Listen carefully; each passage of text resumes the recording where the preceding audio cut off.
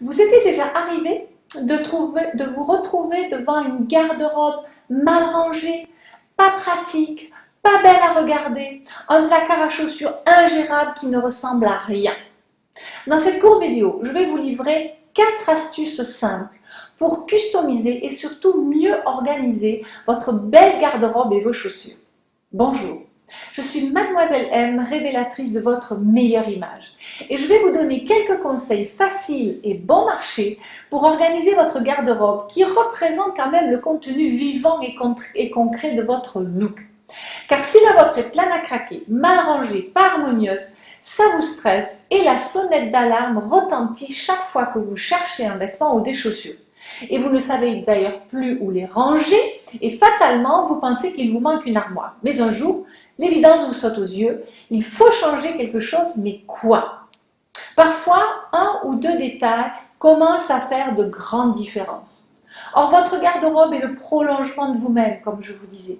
Et si l'aspect pratique, mais aussi beauté et harmonie ne sont pas là dans le domaine du vêtement, du look, si on perd le contrôle, c'est votre bien-être qui en pâtit. Et c'est aussi pour cela que c'est important. Donc, dans quel état est la vôtre actuellement? Ce que je vais vous expliquer dans cette vidéo est tiré des bases du conseil en images et plus particulièrement de la partie gestion de la garde-robe. Ce sont des conseils que je mets bien sûr en pratique depuis des années avec mes clients lorsque je vais faire un tri chez elles. Normalement, cette partie est à faire après un bon tri que vous trouverez dans une autre vidéo consacrée au sujet. Mais quoi qu'il en soit, tri déjà fait ou pas, voici déjà comment organiser vos armoires en apportant fantaisie et personnalisation.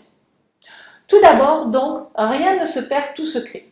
Les cintres de pressing, les cintres en fer, sont les ennemis effectivement de tout vêtement, vous me l'avez déjà entendu dire dans d'autres vidéos, sauf si vous les recouvrez d'un joli tissu imprimé en piquant le tout à la machine. Une bonne manière de recycler les chutes de tissu, d'embellir et de personnaliser sa penderie et d'éviter les taches de rouille sur les vêtements.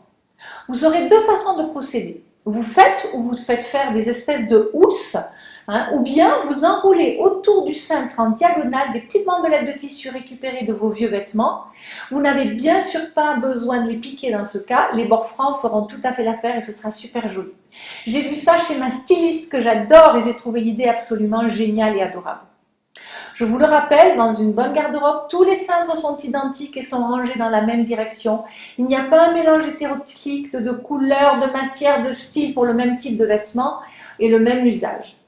Bien sûr, après, il y a des cintres pour les tops, les jupes, les pantalons, les manteaux, oui, bien sûr. Mais les mêmes types de cintres pour chaque catégorie de vêtements, ce sera plus beau.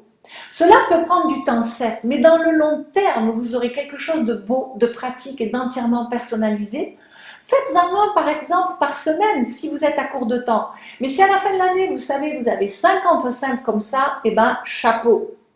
Quant à votre placard à chaussures, pourquoi tout simplement ne pas le glamouriser avec vos boîtes à chaussures? Alors comment? Eh bien par exemple, vous pouvez coller un tirage de photos numériques ou de Polaroid qui est découpé sur vos chaussures sur le couvercle de la boîte, ou bien dessiner de façon naïve les chaussures au feutre puis en les coloriant au Posca. Ou bien vous faites dessiner vos tennis et toutes vos chaussures par vos enfants et ensuite vous faites des photocopies à coller ou même le dessin lui-même à coller sur le couvercle de la boîte ou sur les côtés. Sinon, mais c'est plus cher et plus standard, disons, vous avez les boîtes à chaussures transparentes que l'on retrouve aujourd'hui quasiment partout. Cela, bien sûr, c'est si vous n'avez pas de placard exprès pour vos chaussures. Donc maintenant que vous savez ceci, dirigez-vous vers vos placards à chaussures et votre garde-robe et démarrez votre organisation. Vous allez voir, ça fait un bien fou. Et si vous voulez bien sûr en savoir davantage par rapport à tout cela, déjà commencez par me poser vos questions dans les commentaires juste en dessous et je me ferai un plaisir d'y répondre.